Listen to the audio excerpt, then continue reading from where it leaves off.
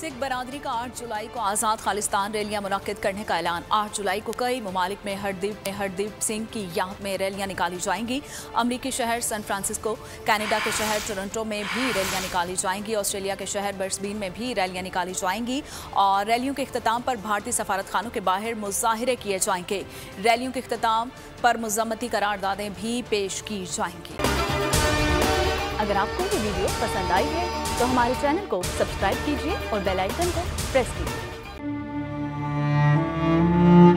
आवाम के लिए एक और मुश्किल, आटे की अदम दस्तयाबी पर आवाम परेशान। शदीद गर्मी में यूटिलिटी स्टोर्स के बाहर लंबी लंबी कतारें।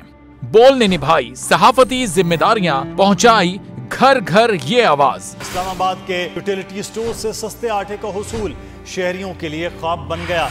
बोल न्यूज हकायक सामने ले आया है। आओ मिलकर आवाज उठाएं, पाकिस्तान को बदलें बोल के साथ। बोल बना आवाम की आवाज। अवामी शिकायत पर बोल ने किया मुताल्लिका इदारों से मुतालबा।